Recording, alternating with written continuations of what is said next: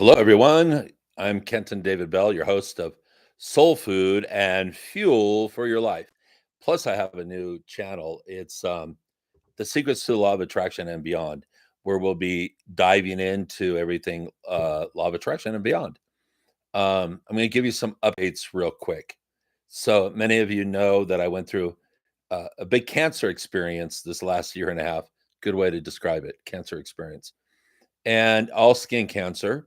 I had 7 different procedures. The last one was put off until just a couple weeks ago, about 2, 3 weeks ago, and that one was on my chest. And fortunately, the good news is that that's complete now. Hopefully for the rest of my life, and I have another full body scan in 6 months scheduled. So this is all cancer, really, from growing up in the beach in California and Hawaii, exposed to a lot of sunshine and not enough good sunscreen on my face and nose. And actually my nose was fine. It's my forehead. There was one of the big ones there.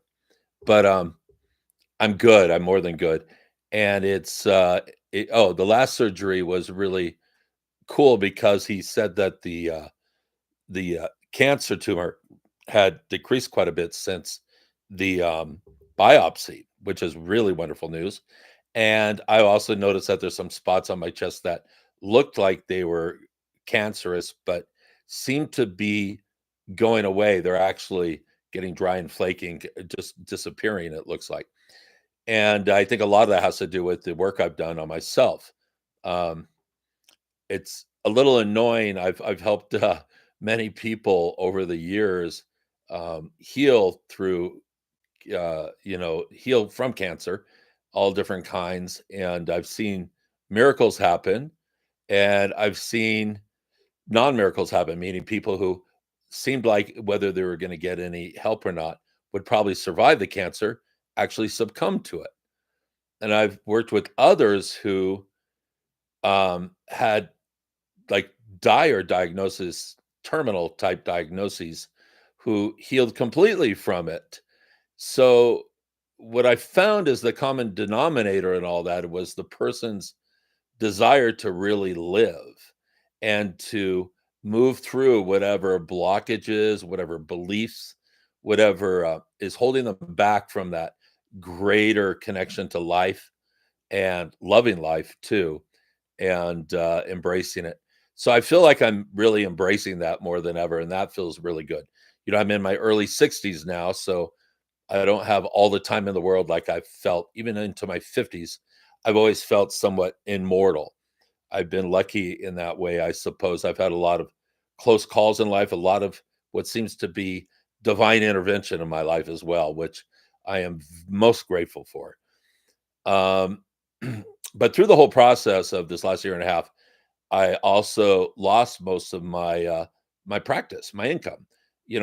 As a coach and a healer, I'm usually pretty busy, but being sick and then I had the infection for about 4 or 5 months last year that started around this time last year and lasted about 5 months. And they couldn't quite figure out what it was. They kept giving me antibiotics. Finally, it healed, but my whole system was off.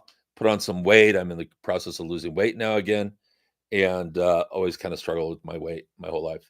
Or I don't know if I struggle with it, but kind of fluctuate up and down. And so it's been quite a journey. But through it all, I feel, the word reborn, I guess, is renewed, refreshed, revamped, kind of all of that. I feel very grateful for life. I tend to be somewhat of a stoic person, and they say cancer is a stoic disease. And when you have something like cancer, somebody like me, we tend to want to, I don't know, hide from the world. I've always been like that. If I'm in pain or in healing, I go into my man cave really and shut down a lot from the outer world. And this time I tried not to do that so much. And I think it really helped. And to be out in public and talk, I've talked a little bit on my videos about it. I'll talk probably more over time as it seems necessary and I have helpful information to share for you. But coming out of that stoic closet and talking to friends and my partner about it, and has been quite a good change for me. And I've never was really afraid that I was going to succumb to the cancer. I don't think cancer is the thing that's going to kill me. Um, but it did wipe me out financially.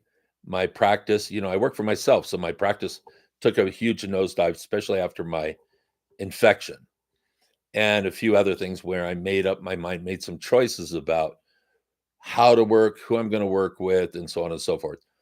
In the past, my work has taken quite a bit of my energy to do it, and so I'm switching gears. A lot of it just has to do with perspective, but I'm also creating a virtual classroom now. Right now, it's under the title Soul Food and Fuel for Life, but I'm probably changing it to the word telos.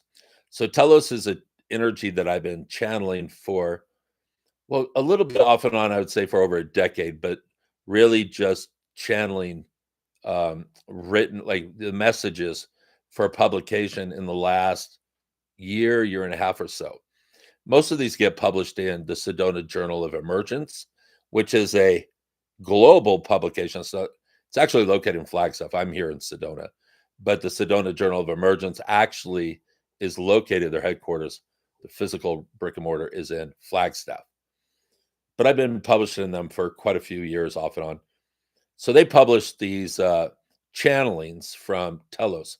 Telos is a multi-dimensional stream of consciousness that talks about our civilization here. And telos is also a word. One of the definitions is the aim or the purpose of whatever it is you're doing.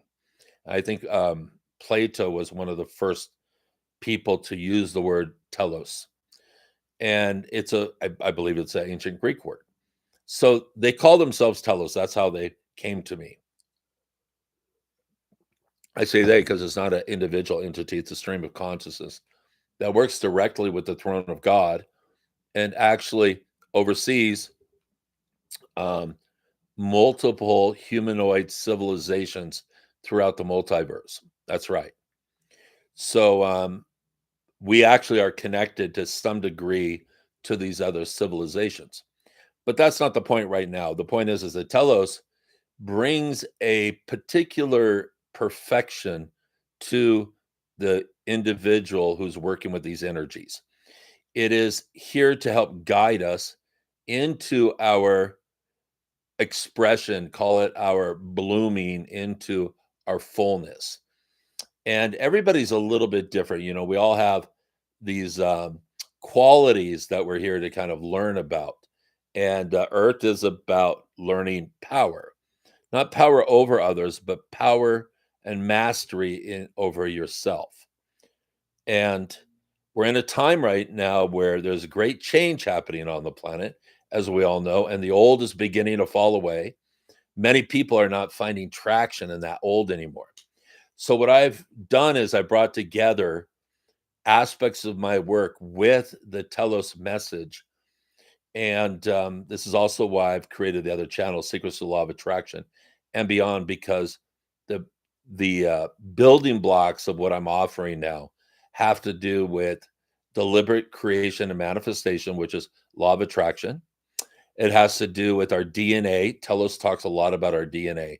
There's a lot of, let's just say, I believe that consciousness, DNA, spirituality is the next spiritual frontier.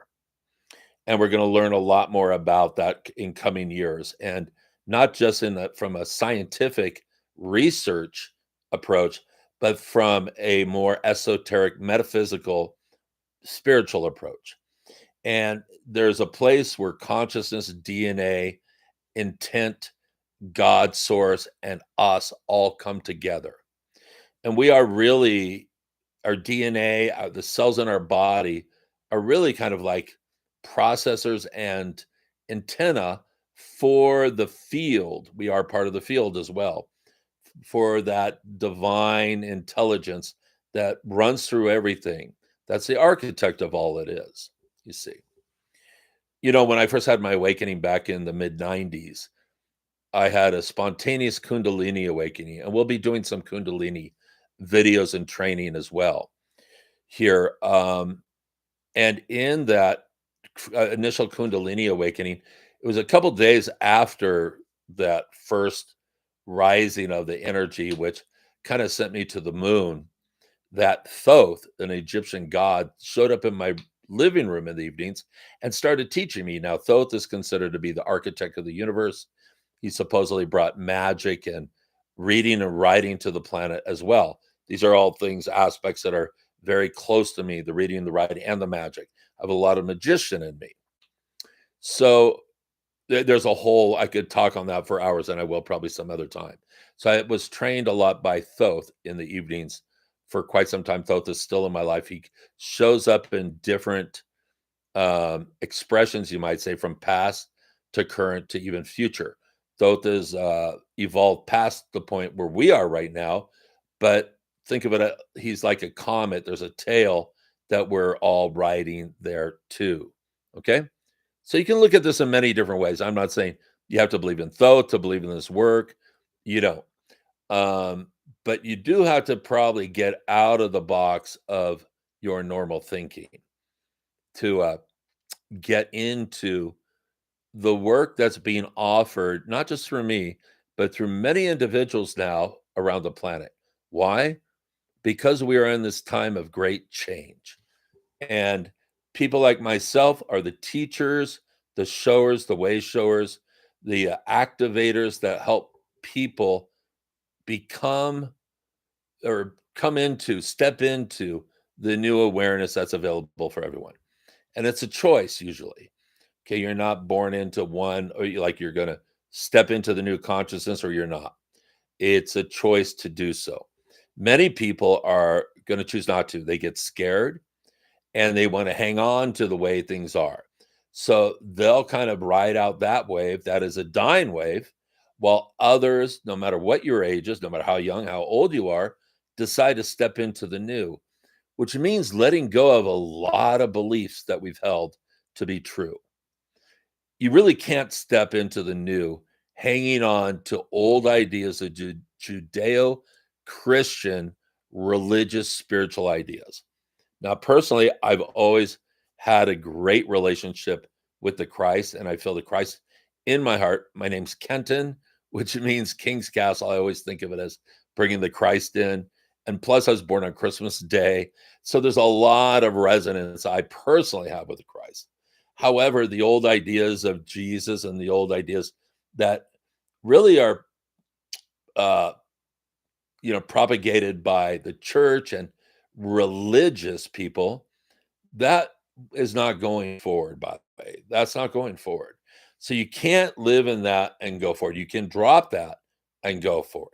The good news is that you're greater than the old paradigm. That's the good news. Now, there's so much going on at this time. This is also a time when individuals, as well as the collective, is making a choice to whether you stay in as a divine being or letting go of that to become something else, which is something less. Now, when I say divine being, I also include all that's come before, okay? But we're at this time now with technology. The technology is outpacing our own evolutionary uh, maturity, I would say. So we don't really understand how the technology, especially AI, is going to affect us. Now, I've done a lot of experimenting in my own life recently over the last year or two with higher self and AI, working with AI and higher self. It's very interesting when you work from a place of your in your I am presence, or your higher self, whatever you want to call it, and you're interfacing with AI. Now, if you're not in your higher self or your I am presence and you're interfacing with AI, it's a very, very different experience, I find. So if you cannot tell the difference between when you're working with AI and when you're not, and who you are, your own sovereignty, your own design, your own human divinity design is what I'm referring to, well, then you're probably lost to some degree. AI is everywhere now. It's in the ethers. Believe me, it's in the ethers. I'm a channel, I'm a clairvoyant, I'm a psychic, I'm a medium. People like me can literally feel the subtlety of AI it's in the air. Okay? So if you think you're not going to be affected by AI, you're wrong. So and I'm not against AI here. I'm just saying we need to learn how to work with it in the right way. Now, let's go forward for a moment. Let's say the best case scenario with AI begins to happen in 10 years. Many people are no longer working menial jobs that they don't want to work. And more things are starting to be taken care of for society. There's maybe a universal basic income so people don't have to work if they don't want to. And what are we going to do with our time? What's the way forward? Sit around, play video games? I don't think so. That's not that's not who we are as a species. That would not serve us at least very long. But I believe what we need to do is develop that inner called spiritual. I think that's not quite the right word anymore. I think it's more of a authentic divine self that is innate in each and every one of us. And if we don't make a effort to hang on to this and to evolve that way, we're going to lose this, you see, because the tech is taking over so much that it's beginning to almost fog our memory of who we are. Yeah. And so why is this important, you might ask? Well, the AI, the tech is all technology outside of us. What I'm talking about is technology that's within us. And this is what we have technology in us that is as great or greater than all of the outer tech. Almost all the outer tech matches inner tech, you see. That's how things work. The outer world's a reflection of what is possible in our inner world. So, for instance, when you look at the old Judeo Christian mindset ideas and beliefs, most of these ideas of God and the ascended masters and what they're old bearded men in robes. And that was the symbolism in our collective unconscious that represents wisdom, guidance, smartness. You get the picture. So that's the old Judeo-Christian mindset that's beginning and paradigm that's beginning to fall away. Now, we live in the age of the computer, and many are talking about the world being a simulation. So you notice how the simulation theory came about after computers and video games, which are simulated worlds. And it's becoming more and more difficult to distinguish the true world from a simulation. Just listen to some YouTube videos on this, just Google on YouTube, and Elon Musk and other, those tech boys talking about this. So as Elon Musk, now I'm not necessarily a huge fan of Elon Musk, by the way. I mean, there's many things he's done that's great, but a lot of things I don't know. But that being said, he also is, recorded in a video saying that there's probably 1 in a 50 billion chance that this is not a simulation. The key is it a base simulation or is it a simulation upon another? Now, I can tell you from my own direct experience, whether you believe me or not, everything, I don't lie. I don't even exaggerate. So I've had so many miraculous times where things manifest almost out of thin air. I've had so many times, long periods of times where I'm in such an alignment that what I think manifests, what I think manifests, what I think manifests, boom, boom, boom, boom. And it just is kind of mind blowing at times. And other times I'm not in that simulate or that, there I go, in that simulation. No, in that alignment. Now, if you're in the AI world or the tech heavy world where you've been kind of bamboozled out of your true natural divinity, you can't access that type of energy anymore, you see. You can't access that divinity that I'm talking about. And that's where the miracles happen. That's where really everything that we need can come to us. But if we give that up, these aspects begin to atrophy. A great example is most of my life, I've had an incredible, uncanny sense of direction. And I mean, it's beyond a sense of direction. It's where a number of times I've flown into a city here in the US that I've never been to before. I pick up my rental car and I get in the car and I don't look at my GPS and I'll drive directly to the hotel. I'll find it. My intuition just takes me there. And it's a fun game I used to play. Then, and I still have this car, my Solara, I bought in 2007, had GPS in it for the first time. And Google Maps was just, getting going as well around that time, I believe. So I know what happened is I started using the GPS and my natural sense of direction started to atrophy, I noticed. So that's just one example, but these are examples that suit that really you could that suit any situation where we're giving up our power and our innate abilities to technology outside of us, that if we continue to give it up, we're not going to get back those other muscles, those other skills.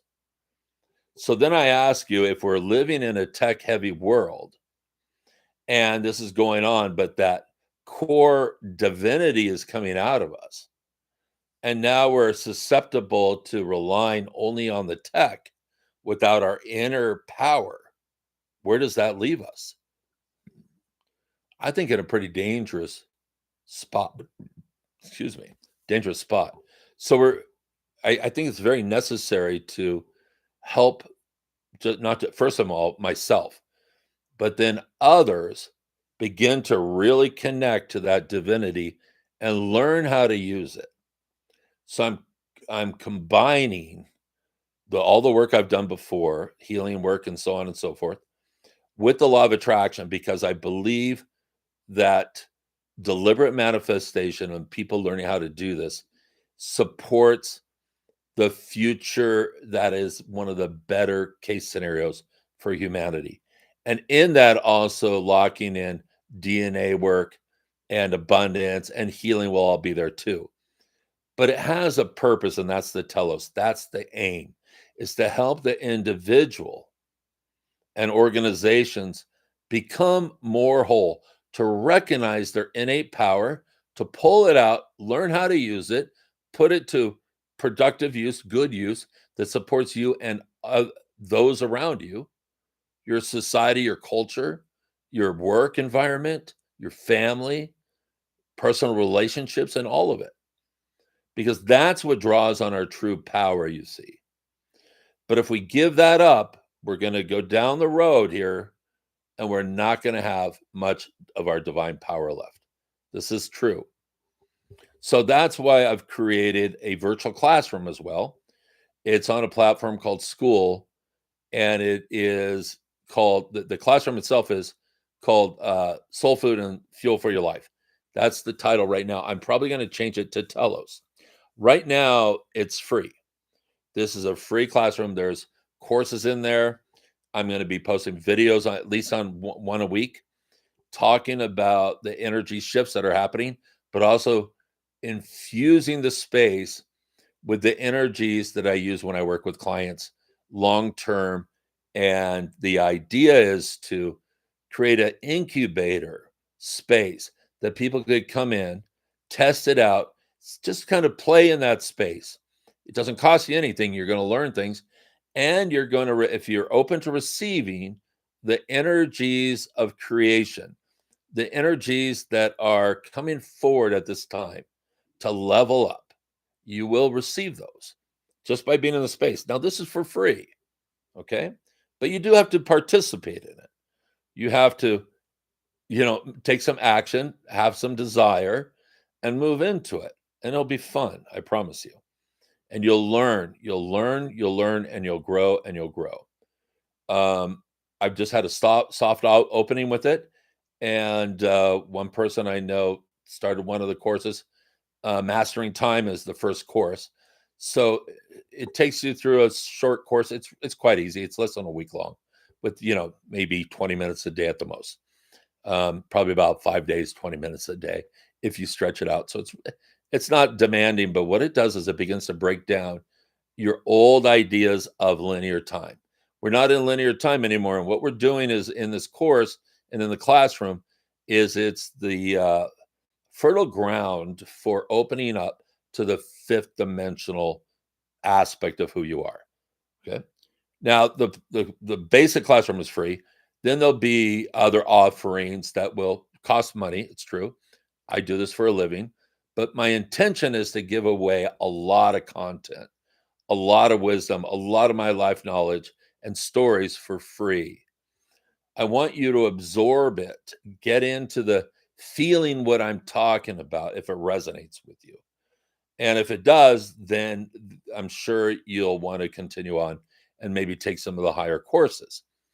I don't like money to get in the way of things. So, if you are there for a while and you want to do some higher courses, but you don't think you can afford it, talk to me. Maybe we can work something out. It's always guided by spirit when somebody needs a financial assistance. So that's what's going on in general with me. Still here in lovely Sedona. It's a beautiful day right now, a little overcast and rainy, but it's great. I love living here. I like the change in weather, and I like seeing all of you here. I can't see you, but you'll be seeing me, I hope. And why don't you come to my classroom platform? As I said, it's free, and it is. I'm going to put I'll put up the address here. I'll put it in the description below, but I'll also put it on the screen here too. I got to make that and put it on. So I've been learning so much, learning about how to make courses, how the platform. So much learning has gone into this. That's why I've been kind of silent for a while. So anyhow, I'm going to stop here. We're going to put in the address. You can also go to my other, we have 2 YouTube channels, The Secrets to Law of Attraction and Beyond, as well as Soul Food and Fuel for Life. Probably eventually just go to one channel. I might shut down one of them. I don't know which yet. I haven't decided, but I like to keep things kind of streamlined and simple if possible. So I love hearing from you. Please send me an email, kentondavidbell@gmail.com, if you'd like to ask me a question, or maybe you want to do some sessions with me. Reach out. It's time for us all to reach out and to be available to each other. Okay? More to come real soon. Love you all, and there's nothing you can do about it. Have a wonderful day. Thank you.